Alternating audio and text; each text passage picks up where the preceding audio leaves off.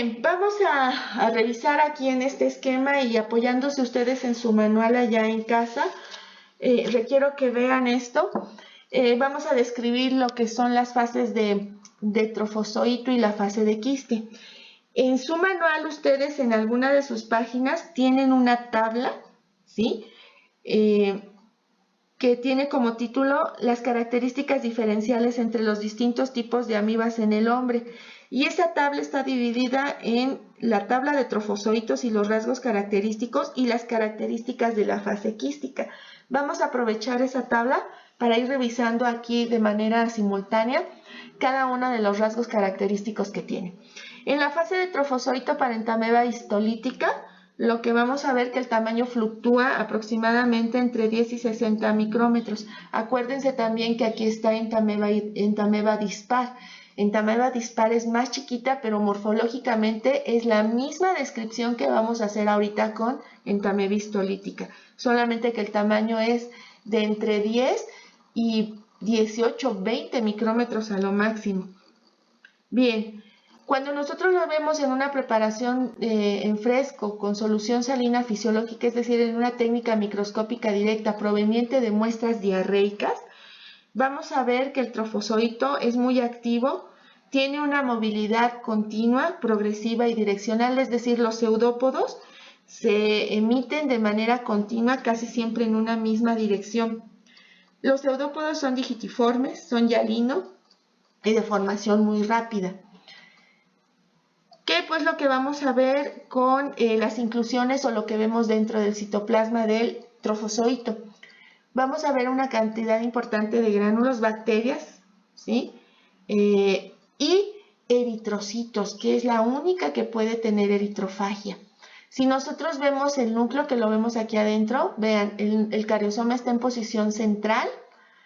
Se emite una cromatina periférica de manera uniforme alrededor del núcleo y vamos a ver las fibras cromatoidales. En este esquema se ve como un puntilleo, pero sí hay fibras cromatoidales que tienen más o menos el mismo largo, que salen del cariosoma hacia el núcleo. En su manual ustedes traen descritas las fases de prequiste, de quiste y de metaquiste. Bueno, cuando el trofozoito se desprende y avanza sobre el tracto intestinal, esta va detectando cambios que le van señalizando que es tiempo de enquistarse. Cuando esto sucede, el trofozoito empieza a eliminar o empieza a desaparecer órganos que no son vitales para su sobrevivencia y mantiene parte de lo que son las vacuolas y el núcleo, que es el que contiene el material cromático. Cuando estamos hablando de prequistes, normalmente lo que vemos es un solo núcleo, parecido a lo que vemos en la fase de trofozoito. Vemos ese núcleo que tiene las mismas características que el trofozoito y vemos vacuolas y gránulos. Conforme va pasando el tiempo, el núcleo empieza a dividirse. En la figura que ustedes ya ven dos núcleos idénticos, empiezan a manifestarse también las barras cromatoidales que están en el citoplasma, y vamos a ver también que en su manual traen descrito la fase de quiste maduro y quiste inmaduro. En el caso de entameba histolítica, los quistes inmaduros solamente presentan dos núcleos. La fase infectante requiere que el quiste sea tetranucleado. En la imagen de la letra K, nosotros ya estamos viendo un quiste totalmente desarrollado, maduro, de entameba histolítica. Vemos las barras cromatoidales en el citoplasma y vean el núcleo. Los núcleos son 4 y son idénticos, ¿sí? Entonces, hay otro concepto, hay otra fase que es la fase de metaquiste. La fase de metaquiste corresponde a un quiste de estas amibas en donde están ya ingeridos, ya se encuentran dentro del hospedador, y esta fase de metaquiste se refiere básicamente al proceso de transformación que va a tener el quiste maduro, que han sido ingeridos en los alimentos o en el agua con cualquier otro tipo de ingesta, y generan un proceso de cambios que le van a permitir al quiste transformarse ahora en un trofozoito. Estas formas no las vamos a ver porque estas formas están dentro del hospedador. Entonces es la transformación del quiste en un trofozoito y a la cual se le da el nombre de metaquiste. Esta es una imagen de un quiste de Entamoeba histolítica con Lugol, por eso tiene esa coloración. La imagen no es muy buena, pero sí podemos ver aquí la silueta de un núcleo con el cariosoma central. Si lo ven con más detalle, vean, ¿sí? Aquí hay otro núcleo, uno más. Recuerden que estas son estructuras tridimensionales y si nosotros hubiéramos movido aquí el micrométrico, pues cambian de plano y aparecen y desaparecen los núcleos porque están a diferentes niveles. Aquí lo interesante de esto es que la pared quística puede proyectar un halo de color rojo, en este caso se ve azuloso. Esto es importante conocerlo porque cuando nosotros estamos en el microscopio debemos bajar la luz del rheostato y debemos de cerrar un poco la luz del diafragma para que esta pared quística pueda refringir. De hecho, esto es lo que nos llama la atención en una muestra. Como son muy pequeñitos estos quistes, es importante ahorita mencionar que la forma de detectar los quistes de las amibas es a través de la técnica de Faust. Recuerden que con esta técnica lo que hacemos es lavar continuamente la muestra con procesos de centrifugación con agua y dispersión de esta muestra en agua y centrifugada para ir quitando grasa y detritus, de tal manera que la técnica nos permite obtener una muestra muy limpia de materia orgánica y de grasa, lo cual nos permite ubicar estas estructuras quísticas que son pequeñas. Esta es una imagen de Entamoeba histolítica con una tensión de Gomori que nos resalta el citoplasma y el núcleo.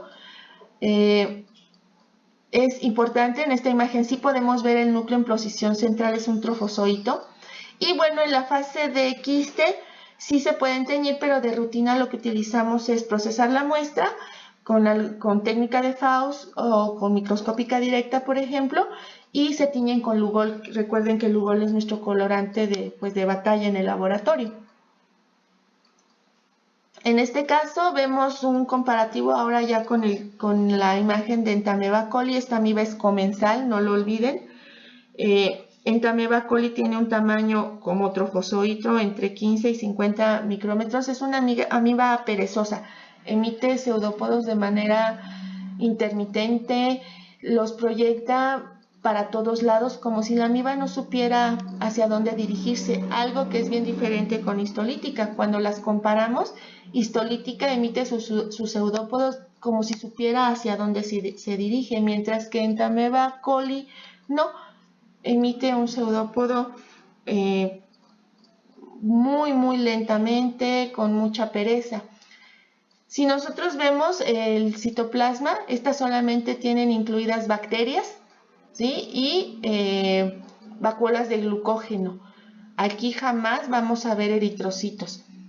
Esto es solamente distintivo para histolítica. Lo que sí vamos a ver es el núcleo. Si ustedes ven en las fases de trofozoito, de prequiste, de quiste inmaduro y de quiste maduro, el núcleo es igual, es idéntico. Vamos a ver el cariosoma en posición excéntrica, cromatina periférica uniforme alrededor de la membrana nuclear y fibras cromatoidales cortas y largas porque toman la distancia que hay partiendo del cariosoma. En esta imagen C lo que ustedes van a ver es un prequiste con una vacuola de glucógeno, aunque aquí en el esquema está como un manchón, como una zona blanca.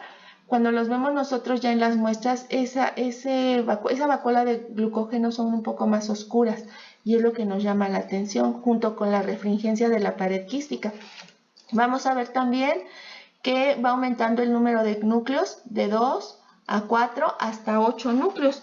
El quiste se caracteriza por tener 8 núcleos, inclusive a veces más. Nosotros tenemos muestras en el laboratorio donde vamos a poder contabilizar 12, 14 hasta 16 núcleos. Esperemos que cuando revisemos las muestras encontremos estos quistes que les estoy comentando. Esta es Entamoeba coli con una tinción tricrómica de Gomori, ¿sí? Vemos aquí cómo se resalta el citoplasma, que hay vacuolas. Y vemos el núcleo, sobre todo donde se ve perfectamente la cromatina periférica y el cariosoma en posición excéntrica, en la fase de trofozoito. En la fase de quiste estamos viendo este quiste maduro. Los quistes de Entamoeba coli tienen un tamaño aproximado de entre 10 y 33 micrómetros, son generalmente esféricos, presentan de 1 o 8 núcleos, dependiendo el grado de evolución que tengan. El quiste maduro típico tiene 8 núcleos en su fase de quiste y son detectados por técnica de Faust principalmente. Esto era lo que yo les decía con Entamoeba histolítica. Estos son trofozoitos y una fase de prequiste. ¿Cómo lo sé? Porque nada más aquí hay un núcleo, ¿sí? Aquí se aprecia un núcleo, ¿sí? Vamos a ver los eritrocitos, que son estos manchones en oscuro que se ven. Y recuerden que esta amiba se correlaciona la virulencia con la cantidad de eritrocitos fagocitados. Es un quiste de Entamoeba coli, un poquito borroso, pero vemos 1, 2, 3, 4, 5, 6 núcleos. Con esto ya sabemos que no puede ser histolítica, porque histolítica solamente tiene 4. Y esta imagen también me sirve para que ustedes vean cuando nosotros cerramos la luz del diafragma, vemos cómo aparece este halo color rojo cereza, que en una muestra muy limpia, sin tanto detritus, se puede ubicar, ¿no? Nos llama la atención en la muestra esa refringencia y esto hace que las podamos ubicar de manera más o menos fácil. Esta también es una tinción con Entamoeba histolítica. Vemos los eritrocitos fagocitados, ¿sí? Aquí se resaltan. Vemos el núcleo con el cariosoma en posición central. Esto nos habla de Entamoeba histolítica, y aunque es pequeña, lo que vemos son estos eritrocitos. Esta tinción de hematoxilina de Heidenheim funciona también muy bien. Entamoeba gingivalis. En relación a Entamoeba gingivalis, pues vamos a hablar por la ubicación. Es una amiba de la cavidad oral. Solamente existe como fase de trofozoito. Entamoeba gingivalis se caracteriza porque presenta inclusión de bacterias. El núcleo es muy parecido al de Entamoeba histolítica, un cariosoma en posición central, la cromatina periférica uniformemente distribuida y los filamentos cromatoidales más o menos de igual tamaño. Pero solamente tenemos fase de quistes y estas se obtienen básicamente por hisopado de cavidad oral en solución salina fisiológica para observarlas en el microscopio. Y recuerden que estas pueden generar problemas cuando tenemos problemas en cavidad oral de bocas muy sucias, o inclusive también se puede encontrar en personas que usan estas prótesis dentales y que a veces no lavan muy bien su prótesis. También Entamoeba gingivalis puede estar presente.